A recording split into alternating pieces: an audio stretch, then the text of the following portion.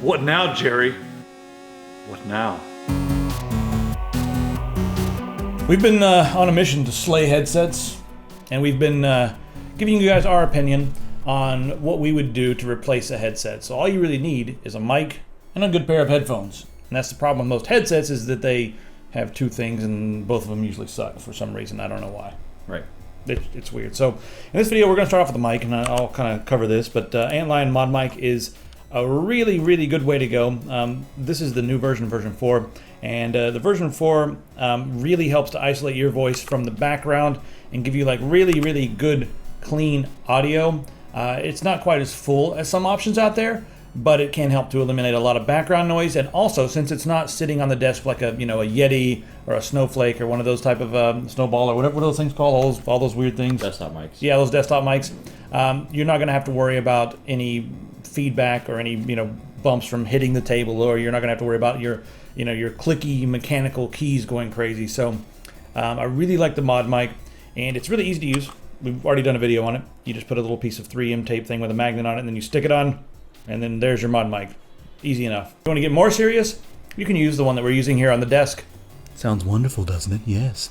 This is the AT2020 from Audio-Technica. There's also the AT2020 Plus. Actually, that's what this one is. It has a headphone jack and volumes and all that stuff. But the regular 2020 for $100 is all you need, and it sounds really good. It comes with a little desktop stand that's shitty. So if you wanted to get a better stand, I bought this. It's decent. But one thing I'll say about this one, there's a Rode mic stand that a lot of people recommend. It's like $100. And one of the things I found weird about the Rode is you put it up there and you tighten it as tight as it'll get. And with the weight of this mic, it just slowly starts to go down. And you have to keep being like, hey man, get back up there. Get back. You have to keep tickling it in the right spot, and then it goes back up. What's so funny? All right, it's time for you to jump in here and start and talk about headphones. I want to say this before we get into the headphones. We are only going to talk about open headphones in this video. So you're going to need to have a nice environment without a lot of ridiculous people in the background throwing cats around. Yeah, don't throw cats. Yeah, please don't throw cats. They hate that. Cats... Never mind. So all these are going to be open, and open gives you better spatial awareness in your games. So that's what we're really looking for. And also, the whole simulated surround sound nonsense. If you get a pair of open headphones and play your games in headphone mode, it's going to sound a lot cleaner. You're not going to have any of that reverby, cheesy sounding, simulated Dolby bullshit. So yeah, let's jump in and take a look at this. So as in the last video, if you guys seen the last one, I like used headphones. That's actually what I buy personally, is when I need a headphone or whatever, I look used first. So go to your local eBay and look before you buy new. That's my recommendation to do anything. So these are the DT990s, 250 ohm. These are the Pro version, not the premium. They're the older ones, but they sound identical. Yeah, the main difference is that the clamping factor on the Pro version is tighter. But other than that, the same velour pads. They've got a little plastic on the outside instead of the metal on the outside, but they're like, they sound identical. They're just a little tighter on the head. Yeah. So I like the premiums because got a fat head. Yeah. But if you got a smaller head, they're totally fine. And these have the classic V sound signature, so you're gonna have a little bit of increased bass, lower mids, and a little bit higher treble. Some people don't like the treble on these headphones, but for gaming, I absolutely love these. I use these personally, and the K612 Pros. Those are my two gaming headphones. I'll chime in on these. For me, these are too bassy.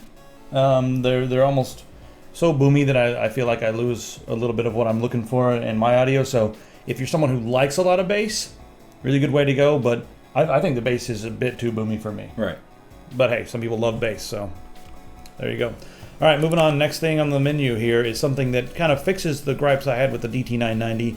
As the Audio-Technica AT-H80-700X, a very clean sounding headphone. Also airy, but not quite as airy as the DT880s. Yeah. The treble is slightly. It doesn't get sibilant or anything like that, but it's it's a little more there than it is on the... It's not a V-shaped headphone. It's more flat. Yeah, very flat. If you're looking for a big boomy bass, this is definitely not your headphone. It's very, very airy. If you're looking for a spatial awareness, 3D sound-ish, these headphones are great for that. They're one of probably the most standard gaming headphones that I recommend. They're very good headphones for gaming. One thing I want to note, the Mod Mic is a bit difficult to attach to this. can be a little difficult to attach There's to not a lot of this. surface area for the tape to stick. So Yeah. There we go. The AKG Pro. This is the K612 Pro. These are probably the flattest as far as the frequency response curve out of anything that we're going to look at in this video. They're almost too analytical for me, but they're so flat that every single frequency range can be heard. right. And that can be really handy depending on the situation. Yeah, like super low bass. Some headphones can't even do it correctly or at all. This does it correctly. There is, if there is supposed to be some low grumble in the grenade music, whatever, you hear it, and it sounds good. Only thing about these is that these need slight amplification. I've maxed them out with standard motherboard audio, and it just doesn't get loud enough for me. So you may need to get an amp for these. But yeah, like I said, these are incredible headphones. These and the 990s are what I use, and they're very light without feeling cheap. Yeah, I actually like these better than the 701s. Mm-hmm. The 701 sound maybe sound better. These are more comfortable. They've got the smooth headband. It's just, I like these quite a bit, but maybe too analytical for me. Mm-hmm. But if you're looking for that, and also you can also use these for creating music, Right. no problem. All right, next up on the list here is the Q701. We got the Quincy Jones version, but pretty much the same drivers and stuff as just the 701. And here you can see, like, already my gripe right there was that band on the top. Yep, that little band under the bumps on the top. Yeah. It doesn't matter how much hair you have, it's going to dig in your head. It's weird. Within 15 minutes, an hour, it's going to dig in your head and it gets uncomfortable. I mean, it wasn't that bad because it is a light head, Yeah. pair of headphones. When you step up from the the K612, bass is similar, sound signature is very similar, but I should have had a smoother sound. You know what I mean? Yeah. Like the high sounded a bit smoother, the bass and the mid sounded a bit warmer. I guess the warm mids is, Right. but yeah, very similar. All right, next up, there they are. These are ridiculous. The HE400 from Hi-Fi Man. Go ahead and get my gripe out of the way. That blue is just ugly, but hey, whatever. It's going to be on your head. You're not really going to see it that Yeah, much. you're not going to see it that much. It's going to be on your head all the time. Yeah.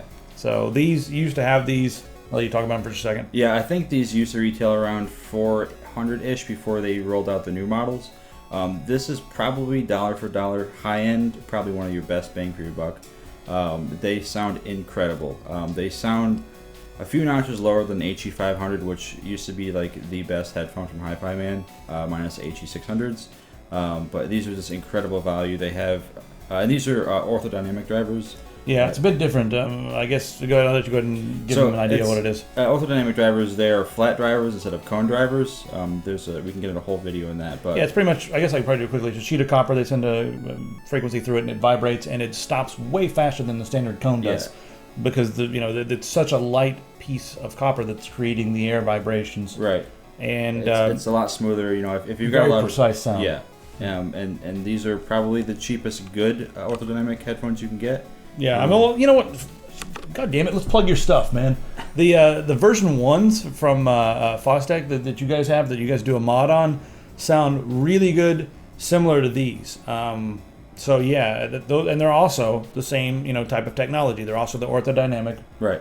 driver, and version 1s are my choice because they have slightly more of a V sound, nice heavy bass. Yeah, they're the more everybody would probably like the version 1s. Version 2s are very analytical. Like if you're making music, I think the version 2 sound like a better version of the AKGs over here, because they've got the slightly more precise drivers, but they're very Right. similar to the sound signature, I think. Yeah.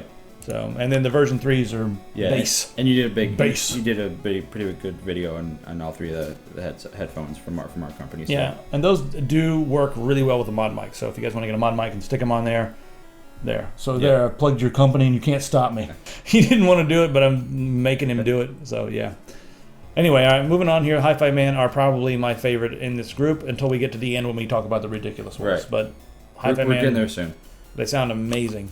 Here are the ones I use as my daily driver. The Biodynamic. They put it as 2 words in this one, isn't it? 1 word? Should be 1 word. Who the? All right, whatever.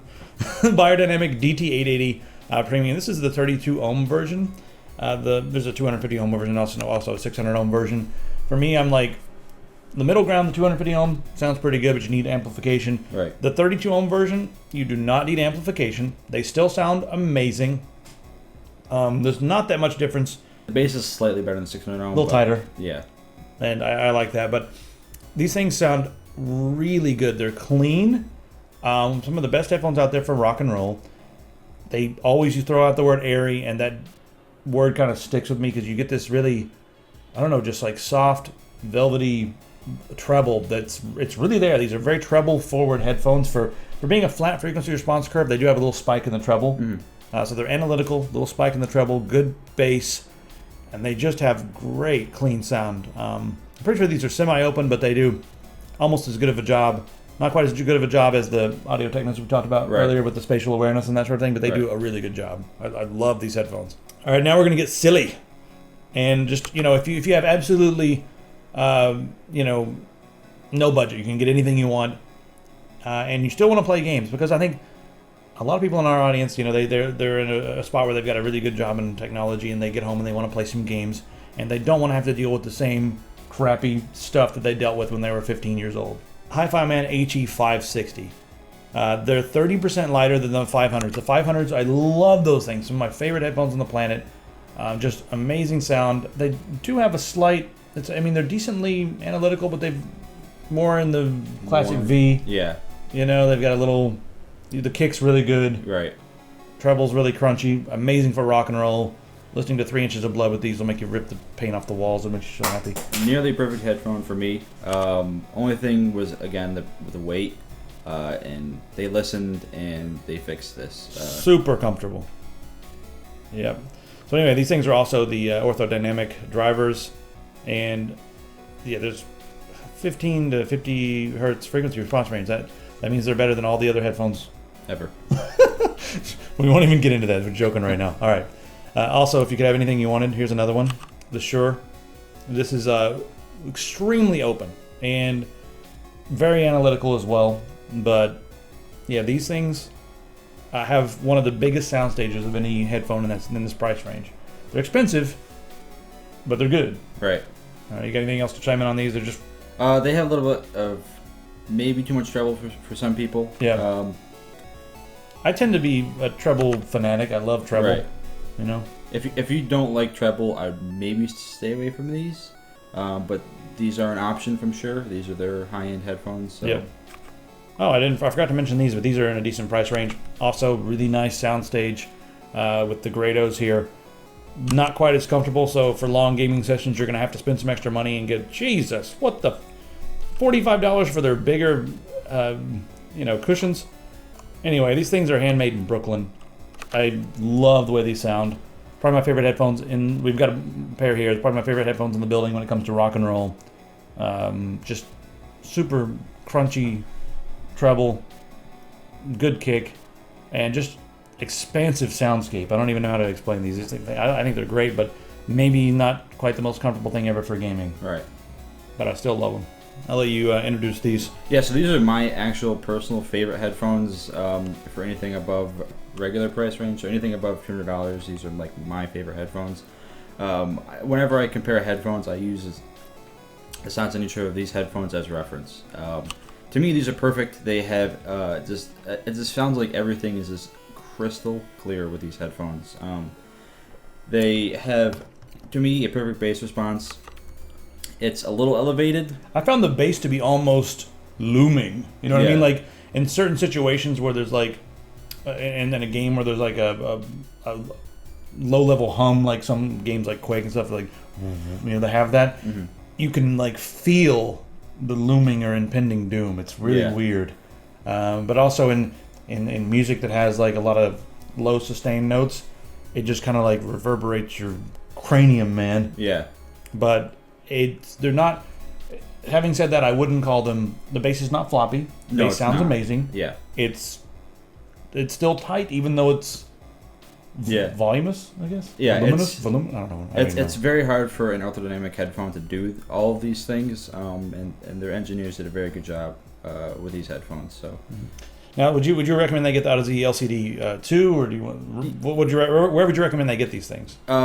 I found my pair at Headroom or Headphone.com. Yep.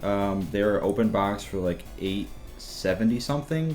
You can buy these used, but be careful with the version 1s of these headphones believe they had the drivers weren't as good as the later versions, and the headphone cable termination is not as good as the newer revisions. So anything like revision 2 and higher, I would go for. So yeah, check your eBay, Amazon, look for a used pair. Yep. Yeah, can I chime in on something? Go for it.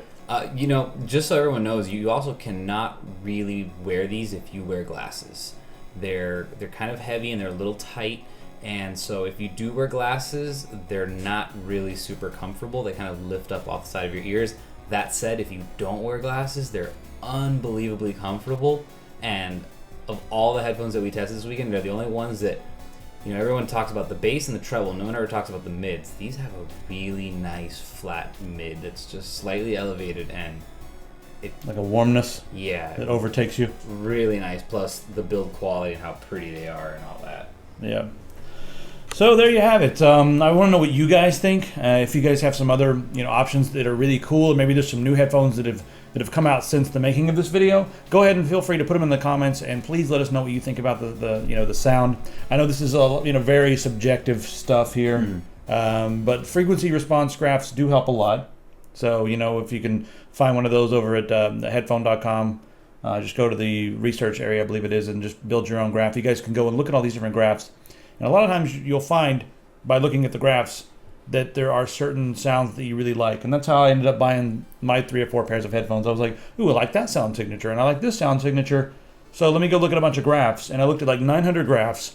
And then once I was finished looking at all these graphs, I was like, here are the 3 headphones I want to try. And so I bought those 3.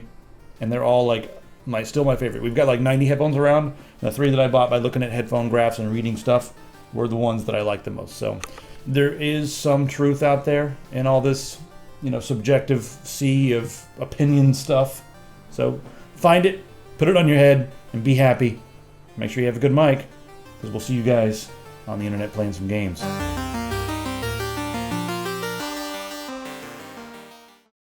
Full sound you can use what you're